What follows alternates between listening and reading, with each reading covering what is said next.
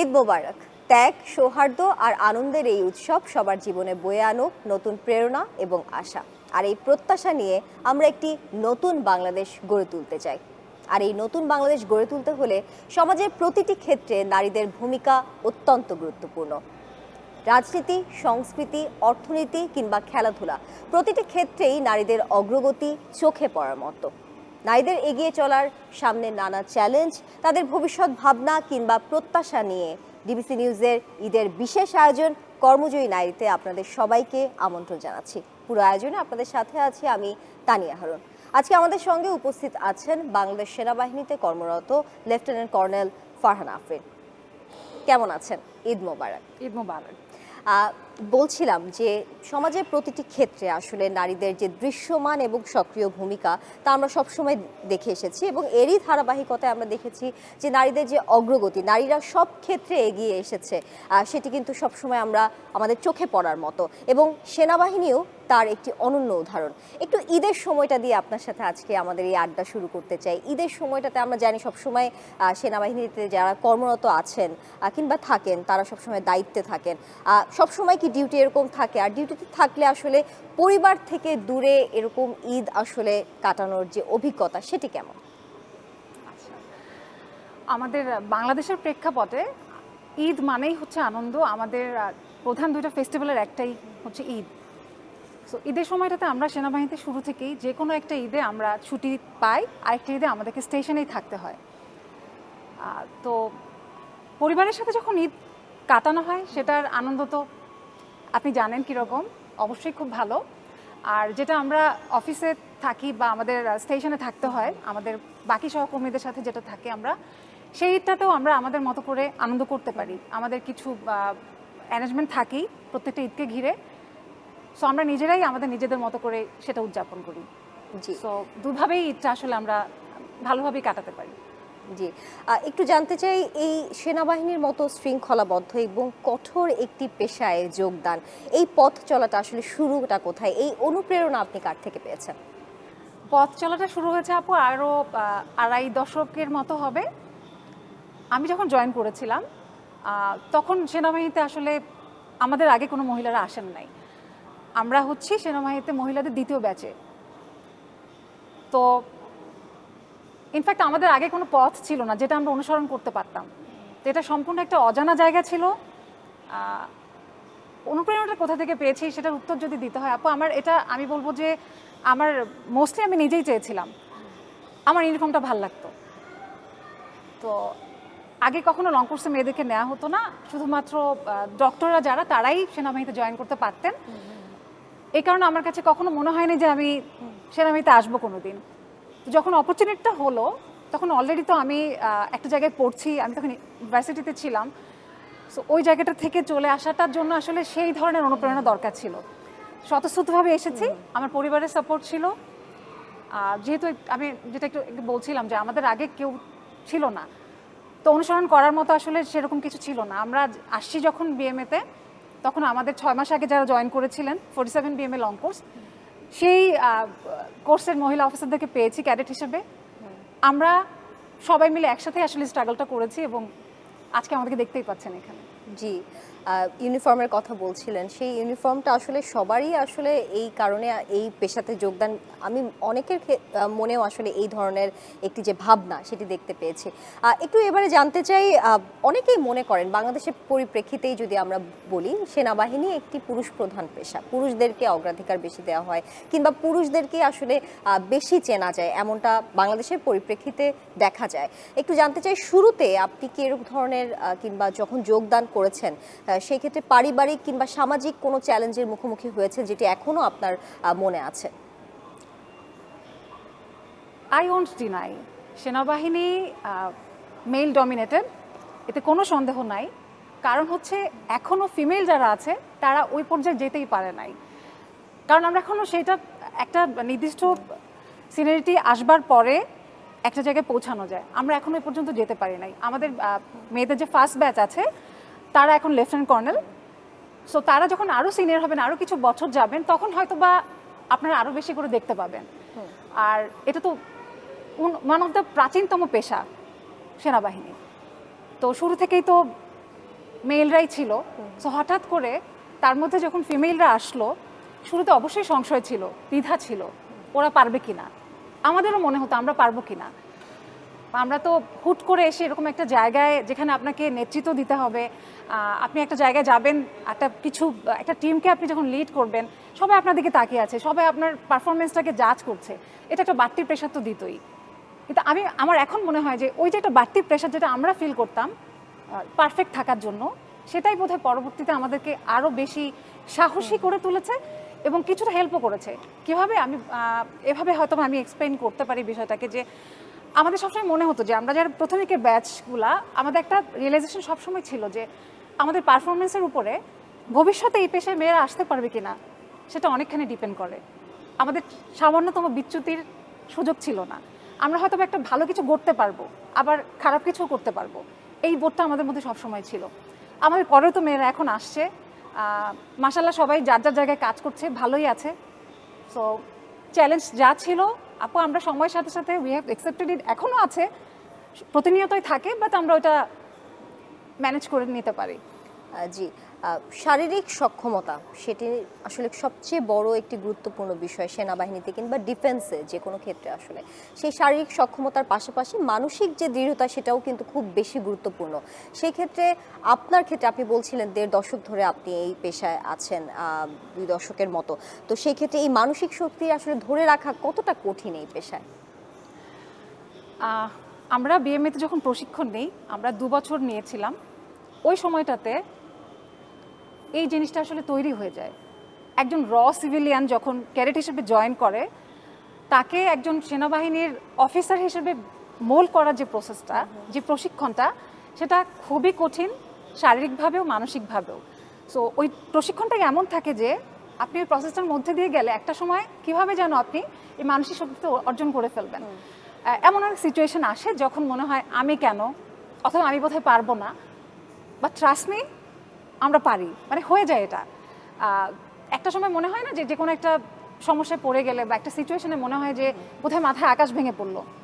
এটা এখন বুঝি এত বছর পরে যে না, আসলে ওই পার্টিকুলার সময়টাতে হয়তো মনে হয় আমি অনেক হেল্পলেস, আমি এটা কীভাবে করবো, পারবো কি না, বাট হয়ে যায়। প্রত্যেকটা সমস্যারই আসলে একটা সমাধান থাকে। সো মানসিক দৃঢ়তাটা আসলে প্রশিক্ষণের মাধ্যমেই শুরু হয় এবং পরে আমরা কাজের মাধ্যমে আস্তে আস্তে করে একটা সময় শেখা হয়ে যায়। আমরা সবসময় দেখি যে আমাদের বাংলাদেশের পরিপ্রেক্ষিতে নারীদের এগিয়ে চলা নিয়ে নানা চ্যালেঞ্জ আমরা দেখতে পেয়েছি।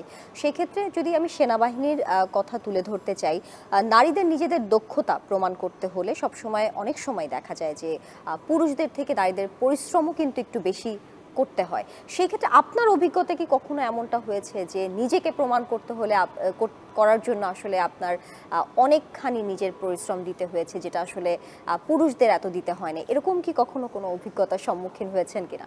না না না, ঠিক এইভাবে এটা বলাটা আমার মনে হয় একেবারেই ভুল হবে। দ্বিগুণ পরিশ্রমের কোনো বিষয় নাই, কিংবা আমার পুরুষদের তুলনায় বেশি কাজ করতে হচ্ছে, বিষয়টা এরকমও না। আমাদের সামরিক বাহিনীতে নারী পুরুষকে আলাদা করে আসলে ইভালুয়েট করার কোনো সুযোগ নাই। আমাকে আমার কাজটা একজন অফিসার হিসেবেই করতে হয়।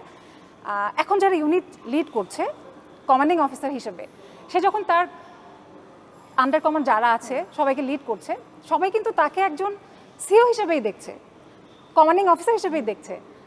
সে আলাদা করে নারী কিংবা পুরুষ ওভাবে কেউ জাজ করে না। সে তার কাজটা করতে পারছে কিনা সেটাই মূলত জাজ করা হয়। আর আমাদের প্রত্যেক বছরই একটা বাৎসরিক ইভালুয়েশন হয়, তো ওই ইভালুয়েশনের অংশ হিসেবেই হচ্ছে আমাদের সব ধরনের পারফরমেন্স ওখানে থাকে। কিন্তু সেখানে নারী হিসেবে কখনো আলাদা করে আমাকে জাজ করা হচ্ছে এরকম আমার কাছে কখনো আমি ফিল করিনি। আমরা সবসময় দেখি নারীরা সব অঙ্গনে এগিয়ে রয়েছে, রাজনীতি বলেন, সংস্কৃতি বলেন, খেলাধুলা বলেন, কিংবা অর্থনীতি, সব ক্ষেত্রে আমরা দেখি যে নারীদের অগ্রগতি চোখে পড়ার মতো।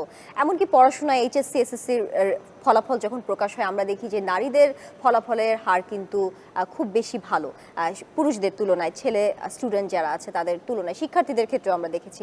কিন্তু তাও কেন এখনও বাংলাদেশে নারীদের সক্ষমতা নিয়ে প্রশ্ন উঠেই যায়? কেন এই প্রশ্নটা আসলে কোথা থেকে আসে? এই বিষয়ে আপনার মতামত কি? সক্ষমতার বিষয়টা তো আসলে এক একজনের কাছে এক এক রকম। যারা জাজ করছে তাদের কথা বলছি। যে কোনো কাজের ক্ষেত্রে প্রত্যেকটা ইন্ডিভিজুয়াল একই রকম পারফরমেন্স রাখে না। আমি যদি শুধু পুরুষদের কথাই বলি, যে কোনো একটা কাজে দুজন পুরুষ দুই রকমভাবে পারফর্ম করবে। তো নারী পুরুষের ক্ষেত্রে যখন আমরা কম্পেয়ার করতে যাই, তখনও বিষয়টা এরকমই হয়। আমি ব্যক্তিগতভাবে মনে করি মেয়েরা অনেক বেশি গুছানো, অনেক বেশি সুশৃঙ্খল, এবং তারা যখন কোনো ডিসিশন নেয় কিংবা কোনো কাজ করে, সেখানে তাদের মায়ার সাথে তাদের মেধার একটা চমৎকার সমন্বয় হয়। এটা সম্পূর্ণ আমার ব্যক্তিগত মতামত, আই কুড বি রং। সক্ষমতা নিয়ে যারা প্রশ্ন করে, আমি জানি না তারা হয়তো পুরো গল্পটা না জেনে, না বুঝে, পুরো বিষয়টা না ভেবেই হয়তো বা কথাগুলো বলে। আমি যেরকম পরিবারে বড় হয়েছি, আমার প্যারেন্টস কখনো আমি মেয়ে বলে আমাকে কোনো কিছুতে কম তৈরি করেছেন, কম এফোর্ট দিয়েছেন, আমি এরকম কিছু আমার সাথে কখনো হয়নি। ঠিক একইভাবে যখন আমার বিয়ে হয়েছে, আমি অলরেডি তখন কাজ করছিলাম, আমার পরিবার থেকে আমাকে কখনো আমার উইংস ক্লিপিং করা হয় নাই। আমি যখন যা করতে হয়েছে আমাকে, আমি সম্পূর্ণ স্বাধীনতা পেয়েছি, এবং এই বিষয়টাই আমার কাছে মনে হয় যে খুব ইম্পর্টেন্ট। অর্থাৎ পরিবারের যে একটা সাপোর্ট লাগে, ওইটা যদি থাকে, তাহলে এই সক্ষমতার এগুলো আসলে আস্তে আস্তেই বোধহয় চলে যাবে, থাকবে না, এগুলো নিয়ে কোনো ধরনের দ্বিধা বা কিছুই মনে হয় থাকবে না। এই পরিপ্রেক্ষিতেই যদি আরেকটি প্রশ্ন আপনার কাছে রাখতে চাই, যে আমরা সবসময় দেখেছি যে চারদিকের বিভিন্ন যে পরিস্থিতি তৈরি হয়, সেই পরিস্থিতিতে দেখা যায় যে নারীরা নিজেদের যোগ্যতা থাকা সত্ত্বেও তারা আত্মবিশ্বাসের অভাবে পিছিয়ে পড়ে। তাদের পরিবার থেকেই যেই সাপোর্টটা থাকে, যেটা আপনি বলছিলেন পরিবারের সাপোর্টটা অত্যন্ত জরুরি, সেটাই আসলে বলা বাহুল্য। সেই পরিবারের সাপোর্ট থাকা সত্ত্বেও দেখা যায় যে তারা চারদিকের কিছু পরিস্থিতির কারণে আত্মবিশ্বাসের অভাবে তারা পিছিয়ে পড়ছে। একটু জানতে চাই, এই আত্মবিশ্বাসটা আসলে ধরে রাখার সবচেয়ে বড় উপায় কি? আপনি যেহেতু সেনা বাহিনীতে আছেন, একজন নারী নারী নারী হিসেবে আপনার সবচেয়ে বড় সাজেশন কি থাকবে? অর্থাৎ একজন নারীকে সত্যিকারের কর্মজয়ী হয়ে উঠতে কোন তিনটি গুণ সবচেয়ে বেশি জরুরি এই আত্মবিশ্বাস গড়ে তোলার জন্য? আত্মবিশ্বাসটা তো আসলে একদিনে হবে না। সেটা একটা মেয়ে যখন ছোটবেলায় তার বাবা মা তাকে যখন বড় করছে, ওই আপব্রিঙ্গিং এর সময়টাই আসলে আত্মবিশ্বাসটা মেয়েদের মধ্যে দিয়ে দিতে হয়। হ্যাঁ, কিন্তু অনেক আত্মবিশ্বাসী মেয়েকেও আমি দেখেছি যে অনেক সময় একটা সময় তারা সেটা হারিয়ে ফেলে, পরিস্থিতির চাপে, পরিবারের সাপোর্টের অভাবে। আর কর্মক্ষেত্রেরও এখানে একটা বড় ভূমিকা আছে। আরেকটা ফ্যাক্টর যেটা খুব বেশি মেয়েদের কর্মজীবনে ইম্প্যাক্ট ফেলে, সেটা হচ্ছে তাদের যখন তার ফ্যামিলি স্টার্ট করতে যায়। আমাদের যেটা হয় যে আমাদের সমাজে আমরা আশেপাশে যেটা দেখি, যে আমাদের বায়োলজিক্যাল ক্লক আর আমাদের যে ক্যারিয়ার গ্রোথ, এই দুইটা আসলে খুব কম সময়েই একে অন্যকে কমপ্লিমেন্ট করে। মোস্ট অফ দ্য টাইমস এটা কন্ট্রাডিক্টরি। সো এই দুইটার যদি কেউ সমন্বয় ঘটাতে না পারে, তখনই আসলে সমস্যাটা হয়। আত্মবিশ্বাসটা কমে যায় কখন? মোস্ট অফ দ্য টাইমস দেখা যায় যে আমরা মেয়েরা যখন একটা ভুল করি, তখন ওটার সব মেয়েরাই এই ভুলটা করে, বা একটা জেনারেলাইজ করে ফেলা হয় যে মেয়েরা এরকমই, মেয়েরা পারে না, এরকম একটা জেনারেলাইজ করে ফেলা একটা প্রবণতা থাকে। তো এটা শুনতে শুনতেই হয়তো বা একসময় আত্মবিশ্বাসটা চলে যায়। আর আরেকটা বিষয় যেটা কথা, কর্মক্ষেত্রে যে কোনো নারী হয়তো তার বাসায় কোনো একটা সমস্যা হচ্ছে, হয়তো তার একটা ছোটো বাচ্চা আছে যে অসুস্থ, হয়তো সে তার কাজে অন্যান্য সময়ের মতো মনোযোগ দিতে পারছে না, বাট হয়তো তাকে একটু বেশি ছুটি নিতে হচ্ছে, অফিস থেকে অফ থাকতে হচ্ছে। ওই সময়টাতে হয় কি যে তুমি পারবে না, তোমার বাসার প্রেশার এত বেশি, আমার মনে হয় তুমি একটু ছুটিতে থাকো বা একটু কি ব্রেক নিয়ে দেখবা। এই যে কর্মক্ষেত্রে যখন আমাদের কলিগসরা এরকম করে বলেন, আমি আমার সামরিক বাহিনীর কথা বলছি না, আমাদের এরকম কোনো সুযোগ নাই, কিন্তু এভাবে করে যখন বলে, আমার ধারণা তখন মেয়েদের মধ্যে আত্মবিশ্বাসের অভাব কিছুটা দেখা দেয়, যে আমি হয়তো আমার কাজের জায়গাটায় ঠিক মতো কাজ করতে পারছি না, আবার বাসায়ও হয়তো বা আমি ঠিক মতো সবার টেক কেয়ার করতে পারছি না। তো এই দুইটার সংমিশ্রণে যখন তাকে একটা পারফরমেন্স দিতে হয়, সেই জায়গাটাতে সে আর তখন পারে না। তো আপনি যেটা বললেন যে কোন তিনটা গুণ মেয়েদেরকে আসলে এই আত্মবিশ্বাসটা ধরে রাখতে হেল্প করতে পারে, আমার কাছে মনে হয় আত্মবিশ্বাস ইটসেলফ, আর হচ্ছে হার্ডওয়ার্কিং হতে হবে, কঠোর পরিশ্রম করতে হবে, লেগে থাকতে হবে। মানুষ কি বললো, লোকে কথা বলবেই, সমালোচনা করবেই, নিজের কাজটা ঠিক মতো করে যেতে হবে, অধ্যবসায় থাকতে হবে, ছেড়ে দেওয়া যাবে না। এই কাজগুলো যদি ঠিক মতো করা হয়, আর বাকি সব কিছু একটা সময় ঠিক হয়েই যায়। অর্থাৎ কাজের প্রতি যে ভালোবাসাটা, সেটি দৃঢ় থাকতে হবে, এবং তারই মাধ্যমে আসলে আত্মবিশ্বাসটা গড়ে তোলা আসলে সবচেয়ে সহজ উপায় আমার কাছে মনে হয়। আমার কাছে আপনারও তাই মনে হয়? চমৎকার। একটু জানতে চাই এবারে আপনাদের কর্মক্ষেত্র, আপনি একজন নারী হিসেবে সেনাবাহিনীতে যে আপনাদের কর্মঘণ্টা কিংবা এই যে দৈনন্দিন দায়িত্ব সেটি আসলে কতটা কঠিন? সাধারণ মানুষ আসলে পুরোটা জানে না, আমি এই পুরো বিষয়টা একটু জানতে চাই। ওই যে বলেছিলাম 2.5 দশকের মতো হয়ে গেল, অভ্যস্ত হয়ে গেছি। একটু তো কঠিনই, ডিসিপ্লিন মেনে চলতে হয়, সময় ধরে কাজগুলো করতে হয়। তো এটা আসলে আমি কঠিনও বলবো না, এটা আমার কাছে এখন সহজই মনে হয়। সহজ এ কারণে বলবো যে আমি যখন সময় ধরে কাজগুলো করি তখন সবগুলো কাজই আসলে ঠিকমতো করা যায়, একটা নিয়মের মতো থাকতে হয়, তখন কিছু ছুটে যায় না। আমার দিনের যে প্ল্যানগুলো থাকে আমি সেগুলো করে ফেলতে পারি। বরং আমার কাছে মনে হয় আমি ছুটি নিলে বা ছুটির দিনগুলোতেই আমি আমার কাজগুলা দেখা যায় যে আমি গুছিয়ে করতে পারি না, উল্টাপাল্টা হয়ে যায় বা কিছু মিস করে ফেলি। সো প্রত্যেক দিনের জীবনটা তো একটু কঠিনই। আমি যখন অফিসে থাকি তখন আমি একজন অফিসার, আমি কাজ করছি আমার মতন। বাসায় যখন আমি ফিরে যাচ্ছি আমি মা, আমি একজন স্ত্রী, রোলটা ডিফারেন্ট, বাট হয়ে যায়। নারীদের এই রোল কর্মক্ষেত্রে কিংবা ব্যক্তিগত জীবনে আসলে বিভিন্ন চ্যালেঞ্জ কিংবা নানা প্রতিবন্ধকতা রয়েছে, সেই আড্ডায় আমরা আবারও ফিরবে। একটি বিরতি নিতে হচ্ছে আমাদের আজকের আয়োজনে। ডিবিসি নিউজের ঈদের বিশেষ আয়োজন কর্মজীবী নারীর এই পর্যায়ে একটি বিরতি নিচ্ছি, ডিবিসির সঙ্গে থাকুন। ডিবিসি নিউজের ঈদের বিশেষ আয়োজন কর্মজীবী নারীতে আপনাদের সবাইকে আবারও আমন্ত্রণ জানাচ্ছি। আমাদের সঙ্গে উপস্থিত আছেন বাংলাদেশ সেনাবাহিনীতে কর্মরত লেফটেন্যান্ট কর্নেল ফারহান আফরিন। আবারও আমরা আড্ডায় ফিরে যাচ্ছি। যেমনটা বিরতি নেওয়ার আগে আমরা কথা বলছিলাম যে নারীদের এগিয়ে যাওয়ার পথে কিংবা নানা প্রতিবন্ধকতা থাকে, কিংবা আপনাদের সেনাবাহিনীতে প্রশিক্ষণের সময় নারীদেরকে আসলে কতটা সহযোগিতা দেয়া হয় প্রশিক্ষকরা কিংবা যেখানে যারা সেনাবাহিনীতে আছেন, তো কতটা আসলে ইজি গোয়িং হয়, আমি একটু এই বিষয়টা নিয়ে আপনার কাছে বিস্তারিত জানতে চাই। It's not even closer to easy going. আচ্ছা, ছেলে আর মেয়েতে তো কিছু পার্থক্য আছেই শারীরিকভাবে, নো ডিনায়াল টু দ্যাট। তো প্রশিক্ষণের সময় যেটা হয় যে আমাদের স্ট্যান্ডার্ড সেট করা আছে। 47 BML অঙ্কুশ যখন জয়েন করেছিল তার 6 মাস পরে আমরা গিয়েছিলাম। সো আমরা বেসিক্যালি এক্সপেরিমেন্টাল ছিলাম এই এই বিষয়গুলোতে। যে কোনো একটা ইভেন্ট আসতো, আমরা সেটাতে অংশগ্রহণ করতাম, তার উপরে নির্ভর করে আমাদের স্ট্যান্ডার্ড সেট করা হতো। যে হয়তো বা এতদিন পর্যন্ত সবাই 11 ফিট একটা জায়গা থেকে হাইট থেকে জাম্প করছে। সো আমরা যখন ওই জায়গাটাতে গেলাম আমাদেরকে তখন নিয়ে যাওয়া হলো যে আমরা 11 ফিট ওপর থেকে জাম্প করতে পারি কিনা। তো যদি পারি ওটা আমাদের জন্য স্ট্যান্ডার্ড সেট হয়ে গেল, যদি আমরা না পারি কয়েকজনকে দিয়ে ট্রাই করানো হয়, না হয় তাহলে হচ্ছে যে একটুখানি কমিয়ে দিয়ে হয়তো ওটা 9 ফিট করে তখন আমাদের জন্য তো স্ট্যান্ডার্ড করে ফেলা হলো। এরকম কিছু কিছু জায়গায় স্পেসিফিক্যালি চেঞ্জ করা হয়েছিল। আর কিছু টাইমিং থাকে, যেমন 1 মাইল দৌড়ে আসার একটা সময় নির্ধারণ করা থাকে, 2 মাইল দৌড়ে আসার একটা সময় নির্ধারণ করা থাকে, সেরকম 16 কিলোমিটারের জন্য একটা সময় নির্ধারণ করা আছে। তো ওটা একটা অনেকগুলো রিসার্চের মাধ্যমে আসলে ওই সময়টা নির্ধারণ করা হয়েছিল, এবং সেখানে হচ্ছে ছেলে আর মেয়েদের টাইমিংয়ে কিছুটা পার্থক্য আছে। এছাড়া কন্ডাক্ট বলি কিংবা কিভাবে আমাদেরকে প্রশিক্ষণ দেওয়া হবে, কোথায় কি করা হবে, এগুলো সব একেবারেই একই রকম ছিল। এবং আমি তো বলবো টু সাম এক্সটেন্ট আমার কাছে মনে হয় আমাদের মানসিক বিষয়টাকে আরও কঠিন করবার জন্য আমরা যাতে এই জিনিসগুলোকে অ্যাকসেপ্ট করতে পারি, কিছু কিছু জায়গায় আমার কাছে মনে হয় আমার ছেলে কলিগ যারা ছিল, আমার কোর্সমেট যারা ছিল, তাদের চাইতে কিছু জায়গায় আমার কাছে মনে হয়েছে যে আমাদেরকে একটু বেশি বোধহয় কঠিন সময় পার করতে হয়েছে। But those all where necessary. এবং ওই সময়গুলো ওরকম ছিল বলে আমার কাছে মনে হয় যে আমরা আমাদের আজকের জায়গাটাতে অনেক ইজিলি কাজ করতে পারছি।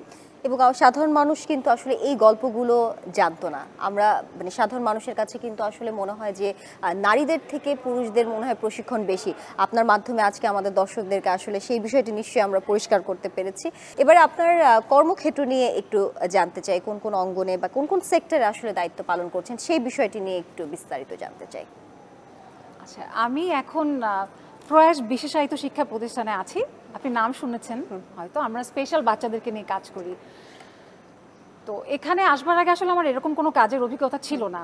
কাজ থেকে স্পেশাল বাচ্চাদেরকে দেখার এই সুযোগটা আমি বলবো আমার জন্য রিওয়ার্ডিং। ওদের সাথে কাজ না করলে এই অনুভূতিটা আসলে আমি মনে হয় না শব্দে প্রকাশ করতে পারবো।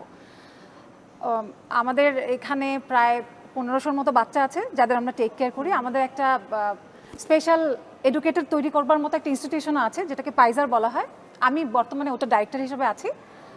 তো আমরা স্পেশাল বাচ্চাদেরকে নিয়ে খুব স্পেশাল কিছু কাজ করি। আমি আপনার মাধ্যমে দেশের মানুষকেও জানাতে চাই যে কখনো মনে হলে ঘুরে যাবেন আপনারা, ভালো লাগবে। আমাদের কাজগুলো আমরা দেখাতে পারবো, আপনাদেরও ভালো লাগবে দেখে যে আমরা কি কাজ করছি বাচ্চাদেরকে নিয়ে। নিশ্চয়ই।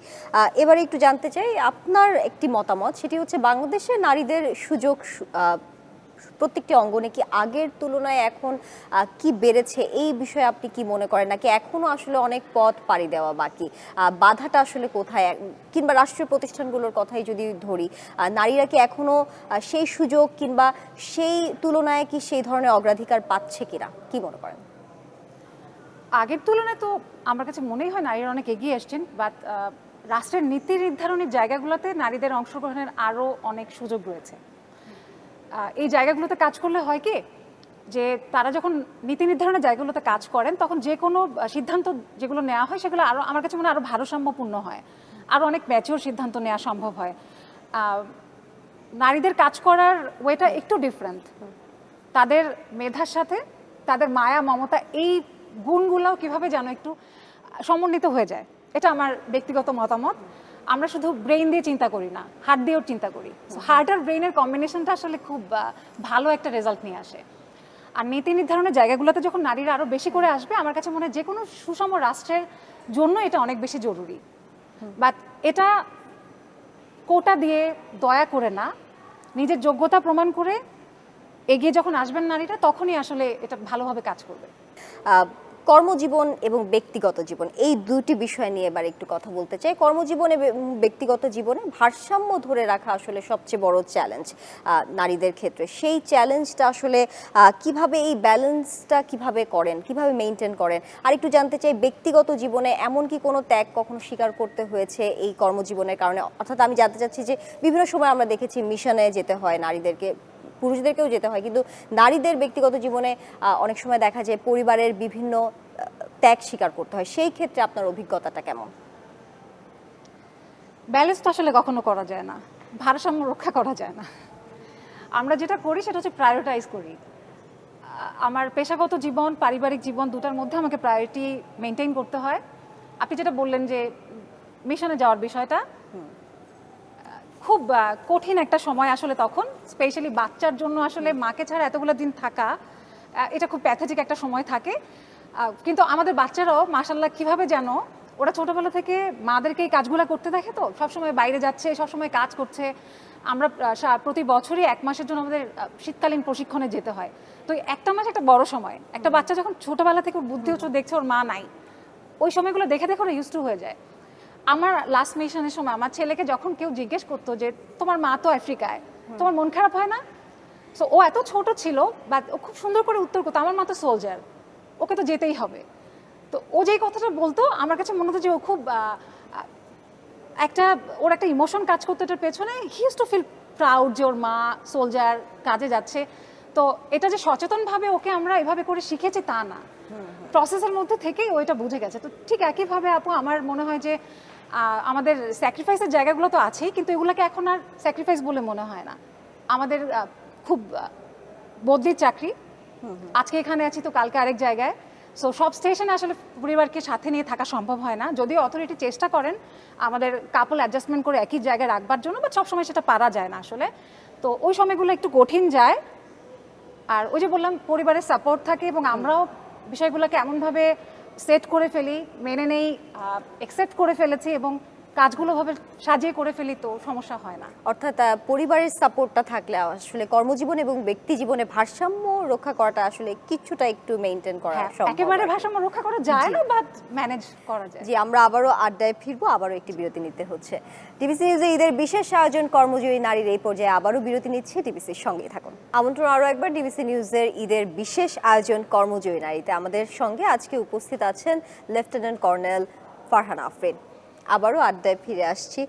যেমনটা বিরতির আগে আমরা আলোচনা করছিলাম, আড্ডায় বলছিলাম যে একজন নারী হিসেবে প্রশিক্ষণের সময় আপনার সহকর্মীদের সাথে কীরকম আসলে সহযোগিতা পেয়েছেন, যার কারণে আসলে প্রশিক্ষণটা একটু হলেও সহজ মনে হয়েছে আপনার কাছে, এই বিষয়টি নিয়ে জানতে চাই। সেই সাথে একটু জানতে চাই, আমরা দেশের বিভিন্ন স্থানে সার্বিক পরিস্থিতিতে নারীদের ভূমিকা, অগ্রগতি সবসময় দেখে এসেছি এবং দেশের জনসংখ্যার অর্ধেকই নারী। সেই ক্ষেত্রে আমরা সব জায়গায় নারীদেরকে দেখতেই পারি, নারীদের ভূমিকা কিংবা নেতৃত্ব আমরা আসলে প্রত্যাশা করতেই পারি, যেহেতু রাজনীতিতে আমরা দীর্ঘ সময় নারী প্রধানমন্ত্রীও পেয়েছি। সেই ক্ষেত্রে কি আমরা আগামীতে একজন সেনা প্রধান নারী কি পাবো? আচ্ছা, আপনার প্রথম প্রশ্নটা দিয়ে শুরু করছি। প্রশিক্ষণের সময় আমার পুরুষ সহকর্মী যারা ছিলেন তাদের কাছ থেকে কি রকম সহযোগিতা পেয়েছি এমনটাই জানতে জি, চাচ্ছিলেন। জি। আসলে তাদের সহযোগিতা না পেলে প্রশিক্ষণই শেষ করা যেত না। And I salute all of them, কারণ তাদের সহমর্মিতা সহযোগিতার কারণেই আমরা শেষ করতে পেরেছিলাম। তাদের জন্য কিন্তু আমরা নতুন একটা চ্যালেঞ্জ ছিলাম। তারাও আমাদের আগে কখনো মেয়েদের সাথে ট্রেনিং করেন নাই, ট্রেনিং করান নাই। তো তাদের জন্য এটা একটা নতুন বিষয় ছিল, চ্যালেঞ্জিং ছিল, তেমনি আমাদের জন্য। সো তারা সাহায্য না করলে আসলে পথটা অনেক কঠিন হতো। প্রশিক্ষণ তো গেল, আমরা এত বছর যারা কাজ করছি প্রতিনিয়ত আমাদের সহকর্মীরা, আমি মেইলদের কথা বলছি, তারা আমাদের সাথে আসলে যদি সহযোগিতাপূর্ণ আচরণ না করতেন, অ্যাকোমোডেটিভ না হতেন, আমরা আসলে এতদিন থাকতেই পারতাম না। এটা এমপ্যাথেটিক অবশ্যই তাদেরকে বলবো, অ্যাট দ্য সেম টাইম তারা খুবই কনসিডারেট। যে আমাদের যে কোনো সমস্যায় প্রত্যেকটা মানুষের তো আসলে এক একটা ফেজ যায়। আমি যখন জুনিয়র অবস্থায় ছিলাম, যখন আমি আনম্যারিড ছিলাম, আমার লাইফটা একরকম ছিল। আমি যখন ম্যারিড হলাম, আমার যখন বেবি হলো, তখন লাইফটা আরেক রকম। এখন আমার বাচ্চাটা একটু বড় হয়ে গেছে, এখন আমার লাইফটা আরেকটু সেটেলড। তো প্রত্যেকটা পর্যায়ে আসলে এক এক রকম সাপোর্টের দরকার হয়েছে, এক এক রকম সহযোগিতার দরকার হয়েছে।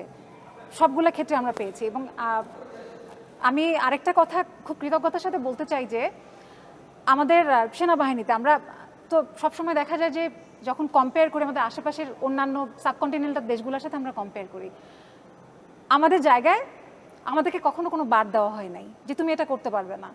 বা আমি যদি এভাবে বলতে চাই যে ছেলে মেয়ের পার্থক্যটা এখানে কখনো করা হয় না। আমার কখনো আমার কলিগ যখন আমাকে, আমার সুপিরিয়র অফিসার যখন আমাকে কোনো কিছুর জন্য কোনো একটা কাজের দায়িত্ব দেন, উনি কখনো এটা মাথায় রেখে দেন না যে আমি যাকে দিচ্ছি সে একজন নারী। এটা তার মাথায় থাকে না। তিনি তার আন্ডার কমান্ড অফিসারকে একটা দায়িত্ব দেন এবং আমি তার আন্ডার কমান্ড অফিসার হিসেবে ওই দায়িত্বটা নেই এবং ওভাবেই কাজ করার চেষ্টা করি। তো এইটা আসলে বোথ ওয়েতে কাজ করে। আমরাও যেমন তাদেরকে রিমাইন্ড করাই না আমার জেন্ডার সম্পর্কে, তারাও আমাদেরকে কখনো বুঝতে দেন না যে আমি আসলে কি, আমাকে কলিগ হিসেবেই ট্রিট করেন। নারী সেনাপ্রধানের কথা যেটা বললেন, অবশ্যই সময় সেটা বলে দিবে। প্রতিটা জিনিসেরই তো একটা শুরু থাকে এবং একটা পর্যায় পর্যন্ত যেতে সময় লাগে। ওই সিঁড়িগুলো আসলে আমাদেরকে বেয়ে উঠতে হবে, শেষ করতে হবে, ওই পথে শেষে যেতে হবে, তারপর একসময় ইনশাল্লাহ পারা যাবে। বাট যেই হোক সেনাপ্রধান, তাকে হচ্ছে she or he has to prove his worth, ওইটাই একমাত্র কনসিডারেশন। এখানে সব কিছু আসলে এত ক্রিস্টাল ক্লিয়ার, সব কিছু এত সেট, ওই প্রসিডিউরগুলো মেনেই সব কিছু করা হয়। তো এখানে জেন্ডার আসলে কখনোই কোনো বাধা হয়ে থাকবে বলে আমি বিশ্বাস করি না। এবারে একটু শৈশবে ফিরে যেতে চাই। আপনার শৈশবে ঈদের যে স্মৃতি রয়েছে সেই ক্ষেত্রে যদি একটু বলি যে আমরা যেমন শৈশবে করতাম ছোটবেলায়, যে ঈদের নতুন জামা কখনো কাউকে দেখতে দিতাম না, ঈদের দিনই আমরা আমাদের জামাটা দেখাতাম। সেই শৈশবের ঈদ আর এখনকার ঈদের পার্থক্যটা কীরকম, কিংবা এমন একটি অভিজ্ঞতার কথা জানতে চাই যেটা আসলে সেনা জীবনের কারণে অন্যরকম হয়ে উঠেছিল, ঈদের কোনো একটি অভিজ্ঞতা। আচ্ছা, শৈশবের ঈদ আমাদের অলমোস্ট সেমই ছিল। ওই সময়টা আসলে নতুন জামা লুকিয়ে রাখার এই প্র্যাকটিসটা বোধহয় আমাদের সবারই ছিল। কিংবা সবাই মিলে দাদা বাড়ি চলে যেতাম একটা ঈদে, আরেকটা ঈদে আমরা যেখানে থাকতাম আমাদের বাসাতেই থাকতাম। এই জিনিসগুলোতে খুব মিস করি এখন। এখন আর ওভাবে করা হয় না। আমি বলছিলাম যে আমাদের একটা ঈদে আমরা আমাদের পরিবারের সাথে করতে পারি, আরেকটা ঈদে আমাদেরকে স্টেশনে থাকতে হয়। সো আমাদের চাকুরির কারণে অনেক সময় দেখা যায় যে পরিবার আমাদের সাথে স্টেশনে থাকে না, সেই ঈদগুলোতে আমরা একাই থাকি আমাদের বাকি সহকর্মীদের সাথে। আর আপনি যেটা বলছিলেন চাকরি জীবনে এমন কোনো ঈদের অভিজ্ঞতা আছে কি না, একটু এক্সেপশনাল, এরকম অনেকগুলো, আসলে অনেকগুলো ঈদই এরকম এক্সেপশনাল। আমার দুইবার আমি দেশের বাইরে মিশনে ছিলাম, সেই ঈদগুলোতে 4টা ঈদ হবে। এক হচ্ছে যে আপনি দেশেই আছেন, দূরে আছেন, চাইলেই যেতে পারবেন, আর আপনি দেশেই নাই, 1000 মাইল দূরে, চাইলেও যাওয়া যাচ্ছে না, অনেক সময় নেটওয়ার্কও কাজ করে না, কলও দেওয়া যায় না, এমন সময়ও ছিল। সো ওই সময়গুলো আসলে একটু বেশিই মন খারাপ হয় আমার কাছে, মনে হয় দূরত্বের কারণে একটু মন খারাপ থাকেই। আর এই বিশেষ দিনগুলোতে দেখা যায় যে আমাদের পরিবারের সবাই একসাথে থাকে, কিছু মেমোরিজ তৈরি হয়, কিছু মেমোরিজ মনে চলে আসে। তো তখন আসলে একটু বাড়তি মন খারাপ হয়ই, কিন্তু ঠিক হয়ে যায় আবার পরক্ষণেই। তো আমাকে এখন স্পেসিফিক্যালি যে জিজ্ঞেস করেন যে কোনো একটা ঈদে আমার খুব মন খারাপ হয়েছিল কিনা বা ওরকম করে মনে পড়ে কিনা, আসলে এরকম অসংখ্য। আমি স্পেসিফিকলি কোনটার কথা বলতে পারবো না। আপু, আমাদের এখনো দেখি যে আমাদের সমাজে অনেক মেয়েই বড় ধরনের স্বপ্ন কিংবা ভবিষ্যৎ নিয়ে ভাবতে ভয় পায়। এই যে ভয়ভীতি কিংবা সংকোচের জায়গাটা আসলে কোথা থেকে আসে? আর একটু জানতে চাই, এই যে আজকের যারা তরুণী আছেন, যারা স্বপ্ন দেখে কিংবা দেশের সেবা করতে চায়, বিশেষ করে যারা সেনাবাহিনীতে যোগ দিতে চায়, তাদের উদ্দেশ্যে আপনার কি বার্তা থাকবে? যারা আমাদের দর্শক আছে, যারা দেখছে, তাদের মধ্যেও হয়তো কোনো কোনো তরুণী আপনাকে দেখে আজকে অনুপ্রেরণা পাবে, তাদের ক্ষেত্রে আপনার কোন দুটি বার্তা আপনি দিতে চান? মেয়েরা যারা স্বপ্ন দেখতে ভয় পায় বা বড় ধরনের কোনো স্বপ্ন দেখতে ভয় পায়, আমার মনে হয় এই ভয় পাওয়াটা শুরু হয় পরিবারের কাছ থেকে। ম্যাক্সিমাম পরিবারে দেখা যায় যে মেয়েদের জন্য একটা গণ্ডি তৈরি করে দেওয়া হয়, এবং ওই গণ্ডিটা না তখন আর একটু বড় হয়ে ওরা আর ভাঙতে পারে না। হয়তো বাবা, হয়তো বা ভাই, কিংবা অনেক ক্ষেত্রে মাও বলে যে কিছু ফেমিনিন জিনিস থাকে, যে কিছু ফেমিনিন বিষয় থাকে যেটা আমাদেরকে শেখানো হয়, এবং ওইটার মধ্যেই আমাদেরকে থাকতে হয়। এটা মেয়েদের জন্য না। আমরা যখন এই প্রফেশনে আসি, ইভেন আমাদেরকেও অনেক আত্মীয়স্বজন বলেছিল, আমার প্যারেন্টস ছাড়া আমার পরিবারের আর কারো আসলে ওরকম করে সহযোগিতা বা অনুপ্রেরণা আমি পাইনি। আমার বন্ধু বান্ধবরা অনেকে বলেছে যে এমন একটা জায়গায় যাচ্ছ যেখানে আগে কেউ যায় নাই, তুমি জানো না যে তোমার কি হবে, ওখানে এটা হবে সেটা হবে। এটা শুনেছি অনেক দিন। আমরা যখন কমিশনও পেয়ে গেলাম, তখন শুনতাম যে আমাদের বিয়ে হবে না। বিয়ে যখন হয়ে গেল, তখন শুনতাম যে এদের তো কখনো বাচ্চা হবে না। তো এটা ছিল, বিভিন্ন পর্যায়ে বিভিন্ন কথা ছিল, কিন্তু কোনো কিছুই আসলে গায়ে লাগানো যাবে না।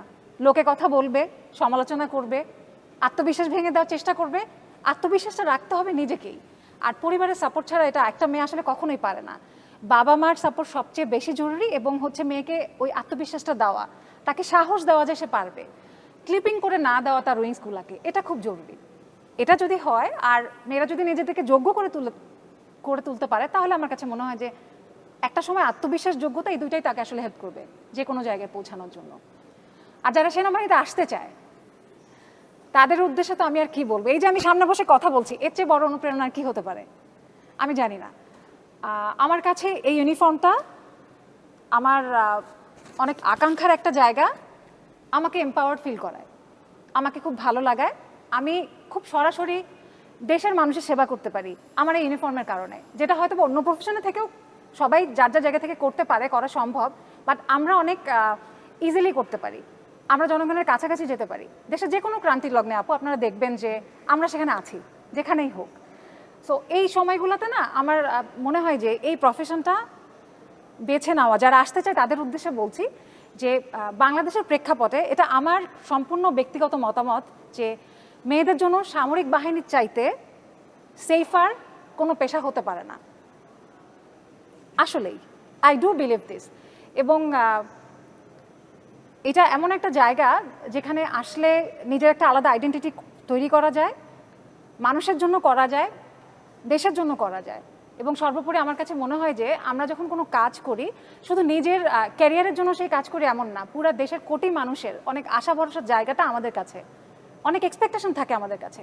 এবং এটা থাকে বলেই বোধহয় আমরা আরও সিনসিয়ারলি আমাদের কাজগুলো করি। একটা কোথায় যেন একটা জবাবদিহিতার জায়গা থাকে যে এই ইউনিফর্মটা পরে ফেললে না কিছু কাজ আমরা করতে পারি না।